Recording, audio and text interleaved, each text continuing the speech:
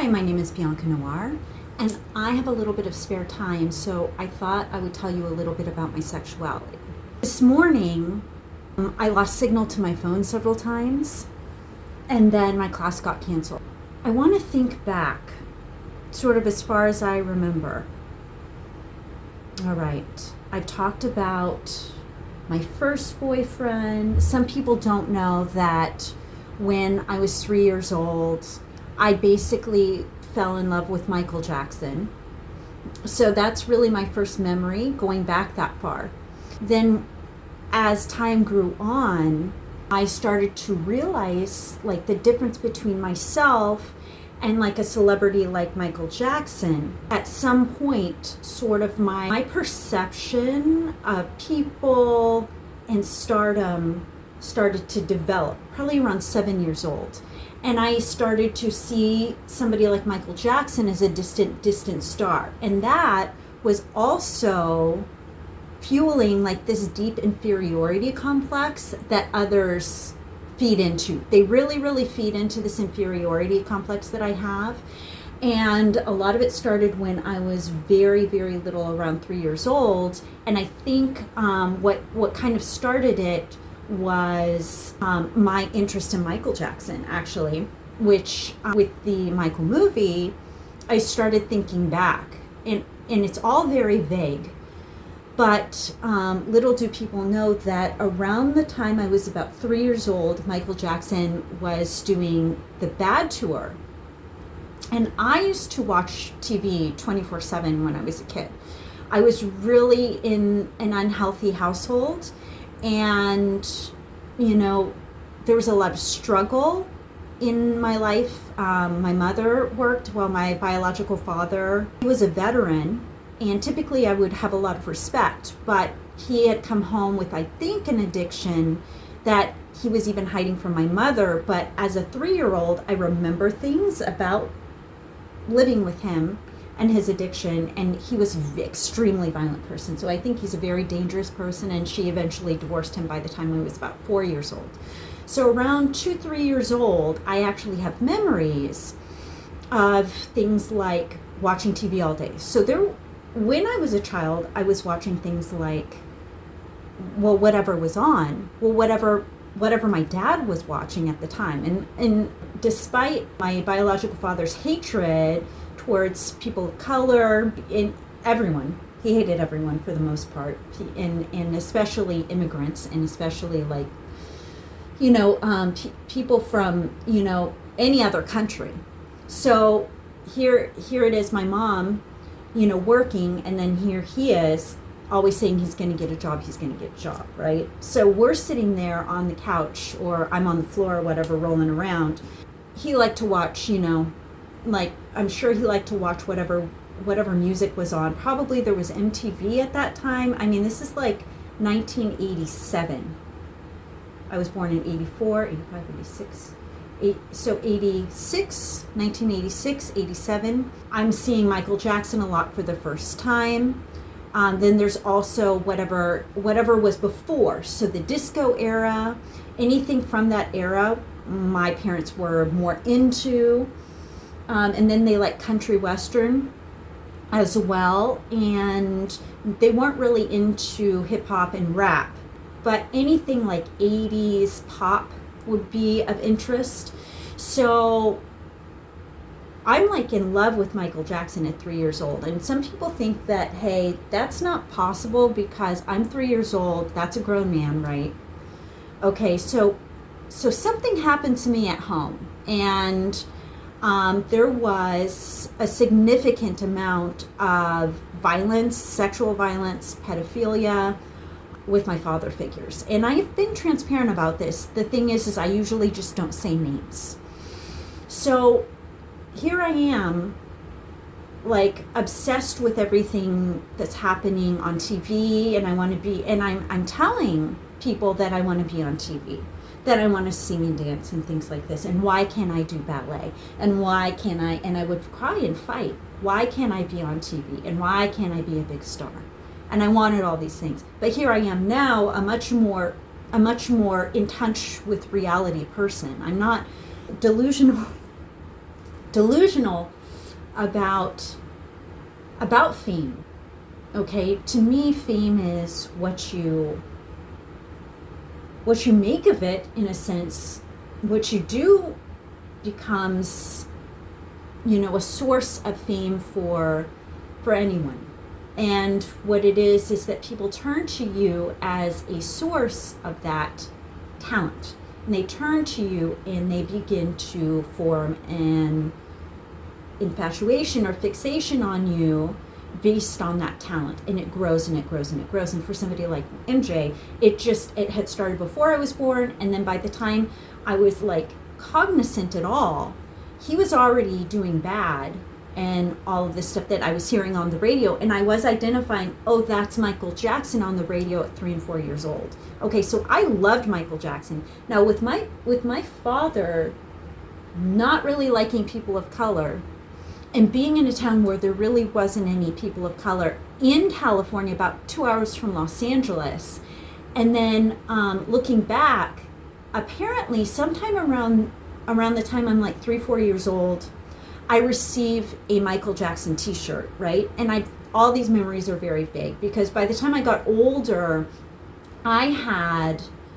detached from anything about fame, anything of high clout, anything like this. I was separate. I was low. I believed I was low and beneath. And what it was is everybody thought that I apparently the way that I was acting, people thought that I was just better than everyone else. So it constantly fed into this inferiority complex that I had, that separated me from everyone else, especially somebody like Michael Jackson, who had all the fame, even though theoretically I could do exactly the same thing as him. It's not that the dynamic is impossible. It's not that it's totally impossible, or that, a childhood dream, would be to be, like a princess. When I grow up, I want to be, a princess. I want to be a commercial actress. I want to be on TV. I want to be a pop star. I want to be like Madonna, when I grow up, right? So what happens is I start getting groomed at a certain point, and I had received this t-shirt, right? And it's between some point A and point B, I lost all that sense of dream and goal and everything else that is possible, that was totally possible. And then me having these clear desires that I would speak and be transparent about being attracted to older people much older than me.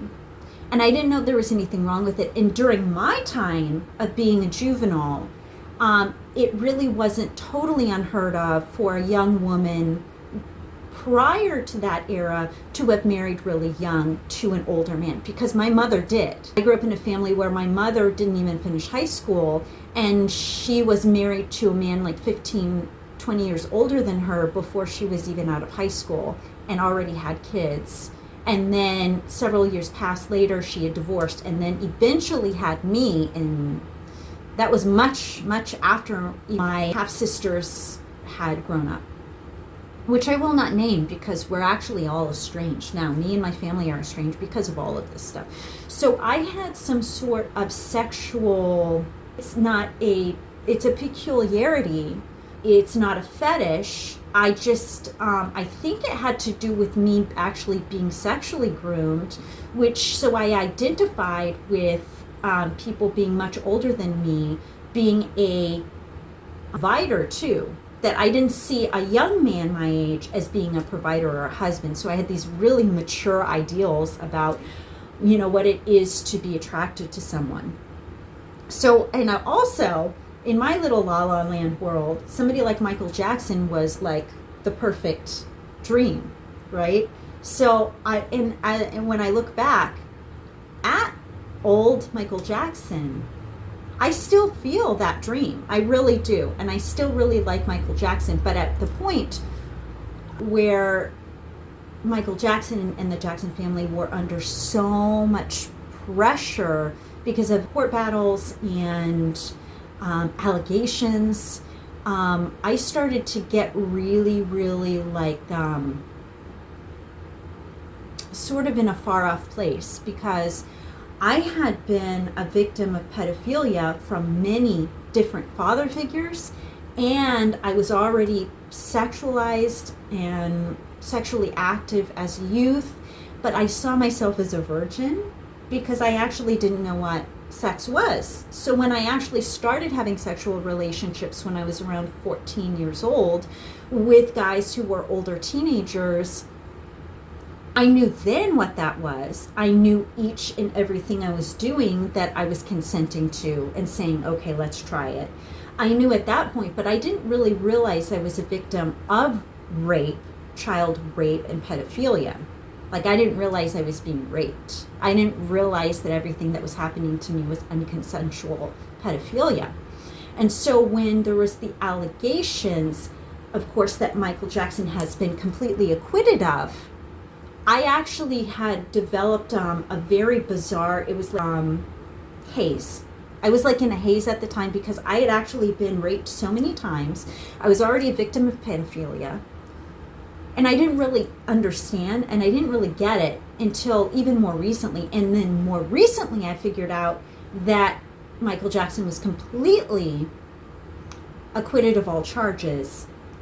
But the thing is, it affected me. Everything that happened to Michael Jackson, his marriages and everything else, his allegations really impacted me because I was a child who had been a victim of pedophilia and abuses such as Michael Jackson had endured growing up with his own father, that when he had those allegations and everyone was talking about it, everything that happened with the balcony and stuff, I was just like, went into shock for several years. And I was also being victimized. I mean, the victimization never stopped. The trafficking never stopped. And I was hearing about certain celebrities all the way through. And then that haze lifted more recently. So what I want to say is that, you know, just because I had sort of a kinky thing when I was a child about older men and growing up and being like, you know, I'm interested in older men. Boy, was I sort of wrong about that, because that was a gross misperception I had of my own self. Actually, it was unhealthy because I was being victimized by older men. And you know what, like, really why it impacted me so much, what happened with MJ in his own life, having nothing to do with me, is because I had this infatuation with him and he was much older. And so I became this victim of pedophilia, and I had some sort of strange jealousy and notion about older women than me.